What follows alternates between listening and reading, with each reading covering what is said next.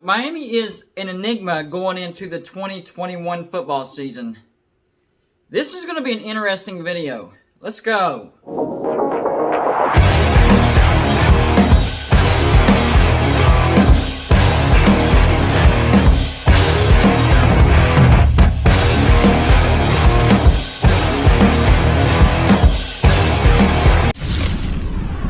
What's going on, everybody? It's me again, Golden Blue Dude, and if you haven't already, go ahead and hit the like and subscribe button. I do videos just like this every single day. Today, I wanted to talk about the enigma that is Miami. The Hurricanes do have lofty expectations in 2021, but when you look at who's left, who's coming back, the schedules, the transfers, there's a lot of checks and balances in the Miami football program right now. First off, let's talk about the offense. N.C.State King coming back. Great news, right? Except he got injured.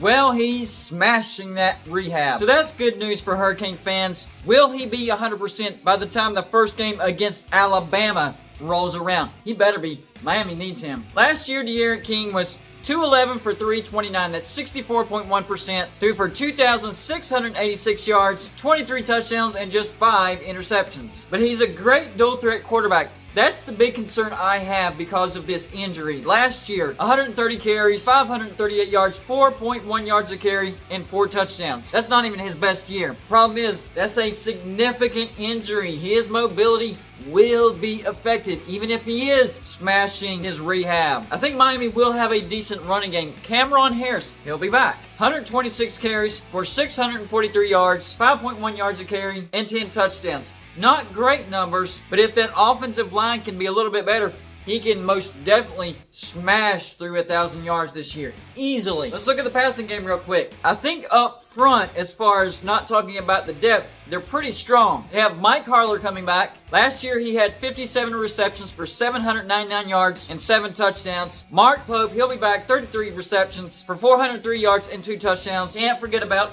D. Wiggins. 31 receptions for 358 yards and 3 touchdowns. And then there's the transfer, Charleston Rambo. He will be a playmaker immediately. Last year, he had 25 receptions for 312 yards and 3 touchdowns. Yes, they did lose tight end Brevin Jordan. That's a big hit. But with the transfer Charleston Rambo from Oklahoma coming in, and they still have tight end Will Mallory. He's not terrible. He's actually pretty good. Last year, 22 receptions for 329 yards and 4 touchdowns. So maybe those two combinations can make up for the loss of Brevin Jordan. I think the biggest question for the passing game is the depth. There's not a lot of depth there. So if Miami can figure that out, passing game is going to be good to go. And yes, it does depend on N.C.State King. Now it's time to talk about the defense. This is where things get a little hairy for Miami. Last year, they were 67th in the nation in total defense, allowing 27 points per game and over 400 yards on offense per game. That's not good. You have to be better. The good news is, look how good of a season Miami still had with a terrible defense. They finished 3rd in the ACC, but they didn't get the New Year's Six Bowl because North Carolina finished ranked higher. I don't know how that works out, but that's how it worked out. So if you're a silver lining type of person,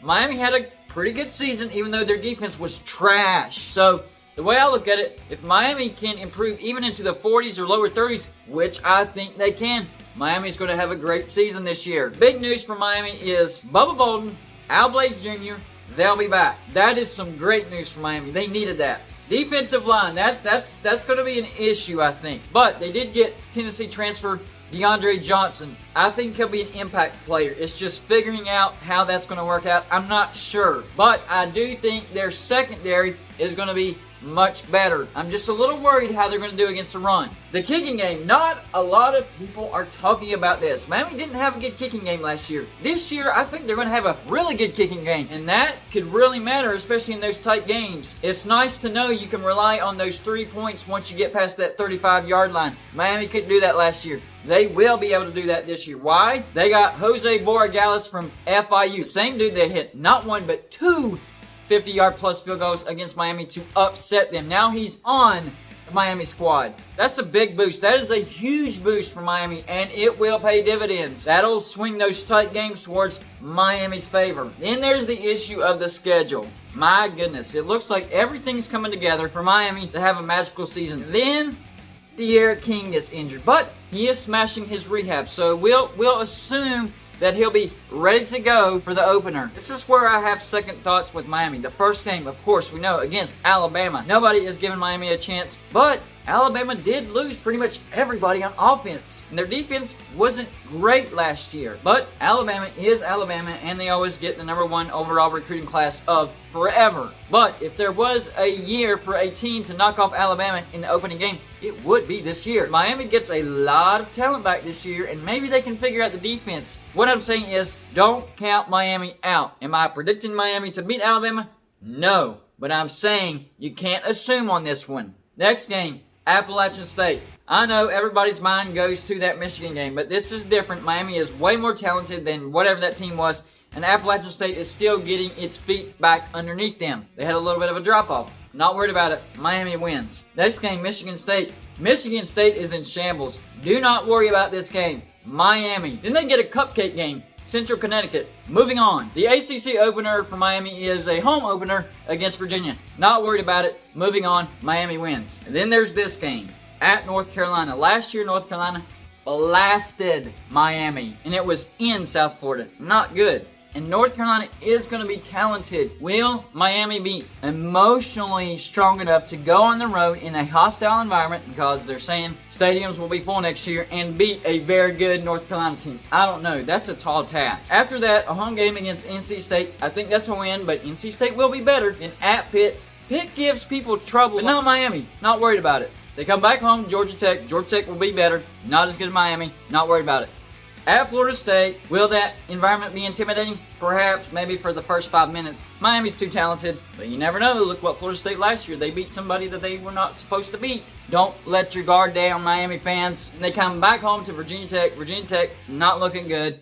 Miami, I think, will blow them out. Then they finish on the road at Duke. Easy win. The games to circle, of course, Alabama at North Carolina. I think that's about it. So I think Miami's looking at a 10-win season at minimum. If they can fix some things on defense, this could be a really, really good team. And this is assuming, of course, that D'Eriq King is at least 90 to 95% come opening day. We're going to find out a lot about Miami when that first game rolls around. That's all I got for you for this show. Like and subscribe if you haven't already. And I'll see you on my next show.